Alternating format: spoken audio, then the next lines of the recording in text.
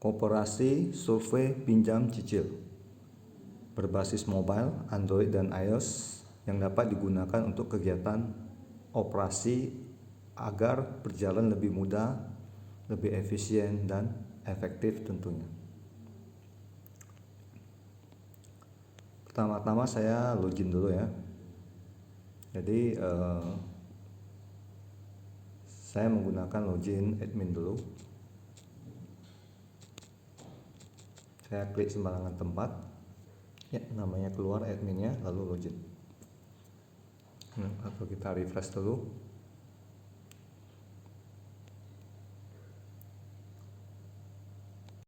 Aplikasi ini sangat saya sarankan agar dipakai oleh organisasi atau usaha sejenis koperasi yang melakukan pencairan atau peminjaman uang kepada calon nasabah, lalu mengontrol sistem pembayaran cicilan dari nasabahnya.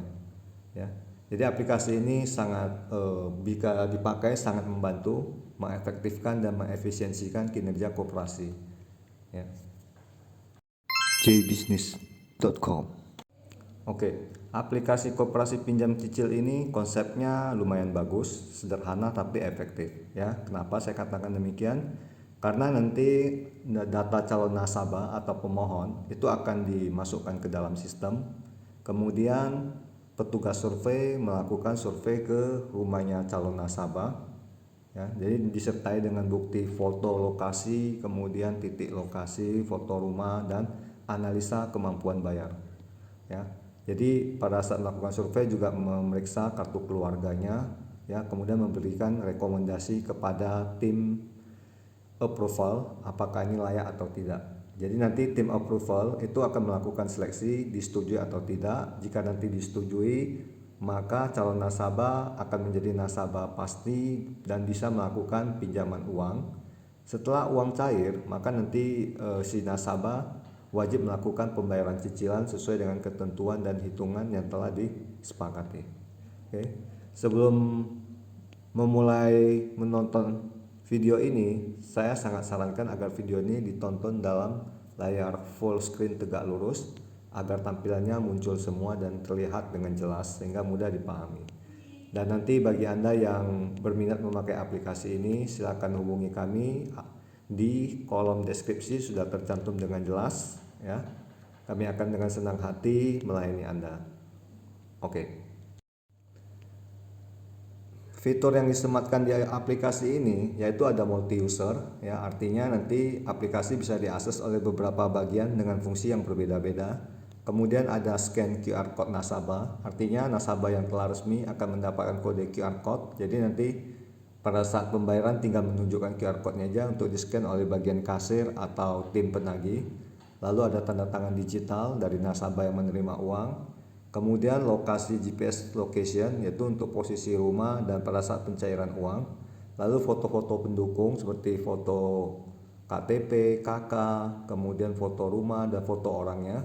Lalu all map resident artinya nasabah yang tinggal secara keseluruhan yang dapat dilihat dalam bentuk peta seperti ini. Ya, oke. Kemudian ada send message reminder by WhatsApp. Jadi nanti pesannya bisa dikirim atau bukti pembayaran bisa melalui WhatsApp, kemudian auto email, auto backup dan lain sebagainya. jbusiness.com. Oke, langsung aja kita bahas. Sistem yang dibahas adalah pertama ada data paket kredit ya. Kemudian ada data wilayah survei. Jadi nanti ini data paket kreditnya misalnya kredit 1 juta, 2 juta, kemudian lamanya berapa temponya, itu nanti bisa dilihat di sini. Ini dia yang paling atas ya. Jadi misalnya paket awal 2,5 juta, lamanya 6 bulan, bunga sekian ya. Oke. Jadi paket-paketnya semua diinput di sini, nanti tinggal tekan tombol plus saja ya kalau mau tambah. Kemudian kalau mau edit tinggal klik ini yang tanda pensil lalu edit ya. Jadi di sini kita sediakan 3 paket. Kemudian ada daerah survei, kemudian petugas survei dan data calon nasabah pemohon ya, ini dia. Jadi ini wilayah surveinya, artinya penduduk yang diberikan pinjaman kredit hanya berdasarkan wilayah yang telah ditentukan agar mudah dijumpai. Jadi nanti kalau terlalu jauh agak sulit ditemukan, makanya tidak diizinkan. Ya, contohnya ini kita lihat. Ya, ini kelurahan misalnya Batu Ceper ya, ini ya. Ini juga ada lokasi titik lurahnya, kemudian penduduk kakaknya ini. Ya. Kemudian kemudian kemudian ada petugas survei. Ini artinya petugas-petugas yang akan pergi ke lokasi tempat tinggalnya si calon nasabah, ya. Calon nasabah ini petugas ya. Petugas, ya. Jadi mereka akan memeriksa keadaan calon nasabah ini, kira-kira nanti kalau dicairkan kreditnya sanggup bayar atau tidak. Ya, ini ada status tidak kerja atau sedang kerja. Contohnya ini sedang kerja, kemudian pada sore hari misalnya dia sudah nanti statusnya jadi tidak kerja. Ya, oke. Ini dia. Contohnya ini tinggal setel aja ini. Misalnya sudah tidak kerja sore hari lalu save. Ya. Jadi nampaknya ini tadi yang cowok jadi tidak kerja. Oke, jadi setiap pagi mereka harus wajib ibaratnya absen seperti gitulah. Kemudian ada data kartu keluarga. Jadi nanti petugasnya langsung pergi ke lokasi, dia wajib melakukan survei data pada kartu keluarga. Ya, ini misalnya kita lihat aja yang sudah ada biar cepat, nggak usah input. Contoh Hendra Gunawan ya, ini dia. Ya, jadi dia tinggal input aja.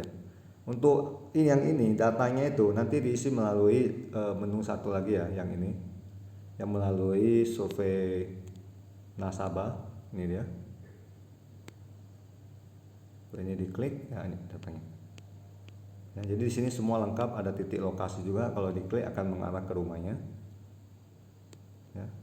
Kemudian analisanya juga lengkap nanti ya, kalau kita lihat ya. Contoh ini alamat, kemudian alamat sekarang, berapa jumlah anak ya, nanti gajinya berapa ya.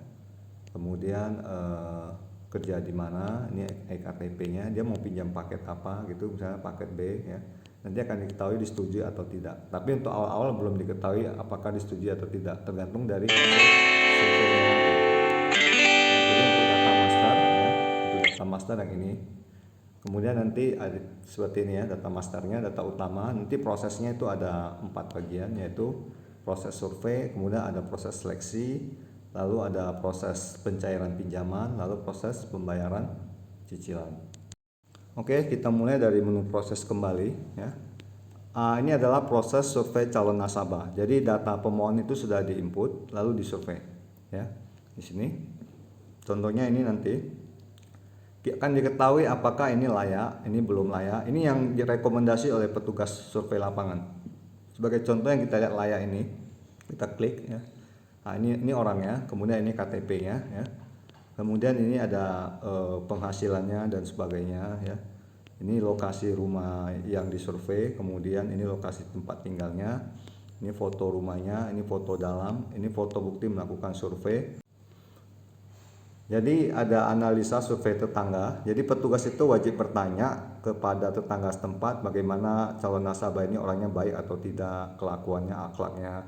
Kemudian ada analisa survei juga, rumahnya layak tinggal atau tidak. Lalu analisa penghasilan sisanya berapa. Ya, kemudian dari kantor apakah datanya sesuai atau tidak. Ya, itu semua diisi oleh petugas survei lapangan. Ya, jadi kalau misalnya ini kita edit ya contohnya. Yang sudah dinyatakan layak nggak bisa diedit lagi, yang belum mungkin bisa disurvei ulang ya. Ini dia. Jadi ini semua ketentuannya, ini cicilan, biaya hidup semua ada ya. Ini lokasinya, ini foto-fotonya, ini foto orangnya juga difoto, ini rumahnya, ini isi dalam rumah. Kalau ada kendaraan difoto juga. Ini petugas lapangan pada saat survei, jadi nggak bisa mengurangi tindak manipulatif ya. Ini yang harus diisi hasil-hasil survei ya. Kemudian menentukan layak atau belum layak. Jadi kalau misalnya rumahnya nggak terlalu bagus atau gimana boleh like. Oke. Tahap selanjutnya itu nanti bagian approval. Bagian persetujuan akan memilih data ya. Di sini setiap data yang sudah selesai disurvei akan muncul satu-satu. Jadi nanti begitu disetujui maka akan hilang. Ya, jadi kayaknya belum ada data survei yang baru, mesti diinput dulu baru muncul satu ya. Yang belum layak akan tertinggal, mungkin bisa disurvei ulang atau gimana nantinya. Seperti ini. Nah, jadi nanti ada penentuannya di sini juga ya, ini. Belum layak atau gimana ya, kalau apanya kita misalnya kayak gini nanti Oke, ini disetujui ya misalnya, atau kita tolak bisa ya dengan alasan misalnya sesuai rekomendasi petugas ya. Kalau disetujui maka pilihlah siapa yang menyetujui, paketnya paket berapa ya. Ini kita cancel dulu. Nah, itu fungsinya bagian approval ya. Kemudian kalau misalnya sudah disetujui, maka datanya bisa akan tercantum di menu nomor 3, pinjaman kredit. Ya, jadi di sini sudah ada 3 yang sudah dicairkan ya. Yang satu mungkin sudah lunas, kita ada tes input kasih lunas. Yang sisanya belum, tapi tertulis jelas ya. Ini misalnya pinjam uang 10 juta, pembayaran 12 kali, dia baru bayar 1 juta, baru 1 kali. Ya, baru 1 kali pembayaran. Yang ini juga sama, baru 1 kali pembayaran. Kalau yang ini sudah lunas ya, sudah 6 kali pembayaran. Ya sudah 6 kali pembayaran dengan nilai 458 dikali 6 ya, ini bisa dilihat nanti. Ini pinjamannya akan nampak nih uraiannya ya. Pembayarannya berapa ya, pinjaman sekian sekian sekian. Nah, ini yang ke-1, ke-2 sampai ke-5 ya. Kemudian ada telatnya, kalau misalnya telat kena denda. Oke, ini pencairan pinjaman ya, belum pembayaran. Jadi akan ada nampak yang pinjamannya siapa-siapa aja. Kita tinggal plus saja, tambah. Ya, lalu isikan ID surveinya, siapa yang sudah disurvei. Karena belum ada data survei yang baru, jadi nggak bisa ya. Jadi kita lihat yang bekas yang sudah pernah diinput aja seperti ini. Ini dia. Nah, ini pada saat pencairan, foto pencairan. Ya, pemberian uangnya. Oke, jadi ada tanda tangan juga, nanti ada ini. Nanti scan barcode ini digunakan pada saat pembayaran. Jadi nanti nasabahnya tinggal tunjukkan barcode ini, langsung scan, nanti langsung tahu sisanya berapa, pembayaran yang keberapa ya. Lalu yang selanjutnya adalah pembayaran cicilan nasabah. Ya, seperti tadi kita bilang yang tadi paketnya sudah lunas 6 kali bayar, ini dia. Jadi kalau mau dihitung ada 6 ya, 1 2 3 4 5, yang ke-6 itu langsung warna merah lunas. Ya, kalau mau tambah tekan ini nanti langsung ya, kemudian bisa scan juga, masukkan QR code-nya ya, atau ketik namanya juga bisa, pinjamannya ini yang belum lunas tadi, contoh Hendra Gunawan. Oke, tanggal jatuh temponya bulan 9, dia sudah bayar ya, ini baru bulan 6 ya. Paketnya yang dia hutang adalah 10 juta, cicilan 12 bulan, bunga 20%, cicilan ketiga ya. Telat hari masih ada sisa 81 hari, jadi nggak ada denda. Jadi pembayaran 1 juta, sisanya 9 juta ya. Oke, kalau udah bayarnya di mana? Di loket atau ditagih di rumah. Oke, kalau seandainya misalnya ditagih di rumah, maka masukkan fotonya ya. Ya, kita pilih fotonya ya. Sebenarnya ini nggak boleh pilih, maka foto galerinya akan kita lock harusnya ya. Contohnya penagihannya inilah ya, kita buat ya, foto bukti penagihan, lalu save ya, maka akan muncul satu data nanti yang baru ya. Mana dia tadi, Doni ya, ini ya. Oke, tanggal 26 bulan 6 yang sekarang. Kita boleh lihat contohnya ya, yang ini. Ini tadi kan fotonya kan 1 juta, sisa 9 juta ya, dari 10 juta. Oke, kemudian ini tinggal melihat laporan. Pimpinan atau bagian yang keperluan bisa melihat laporan ya. Ini hasil surveinya ya. Jadi tanggal berapa, siapa yang melakukan survei. Kalau nggak dikosongkan aja, maka akan semuanya hasil survei akan muncul di sini. Ya, untuk tanggal 1 bulan 6 itu ada 2 ya total surveinya. Kita lihat di sini, ini dia. 3 berarti. 4. Oke. Kemudian untuk laporan seleksi juga nampak dari sini, apakah yang ditolak atau yang diterima. Kita pilih misalnya yang disetujui. Nah, ini yang disetujui muncul semua. Ya, ini bisa diklik juga lagi kalau mau lihat detailnya. Nah, ya. Oke, ini bisa diklik lagi. Ya. Oke. Kemudian ada laporan pinjaman juga, pencairan pinjaman ya. Ini ya. Jadi totalnya ada di sini ada 3 kali selama bulan 6 sampai bulan 7 itu ada 3 kali pencairan, nilainya segini ya, jumlah pencairan, berarti pinjamannya sama, ini yang 3 itu. Paket A, paket C, paket B diterbitkan kepada siapa? Nanti boleh diklik untuk melihat detailnya ya. Atau paket A, ini yang pinjam ya. Oke, saya rasa ini laporan tinggal dipilih-pilih aja, dan ini bisa di custom semuanya. Jadi laporannya mau saji gimana, kolom-kolomnya mau apa, tinggal diinfokan ke kita akan custom ya. Oke, kemudian ini peta informasi survei ya. Ini yang dilakukan survei atau nasabah. Rumah-rumahnya ini semuanya. Jadi ini kalau kita klik titiknya misalnya, maka muncul ini orangnya ya, atau misalnya yang ini ya muncul. Kalau ini diklik lagi muncul detail siapa orangnya. Oke. Sekali lagi, aplikasi ini bisa di custom sesuai dengan kebutuhan. Kita akan lakukan sesuai dengan permintaan dari klien kita. Dan selain ini juga kita bisa membuat aplikasi bisnis lainnya ya. Jika Anda berminat, nanti silakan baca kolom deskripsi. Akhir kata saya ucapkan sekian dan terima kasih. See you.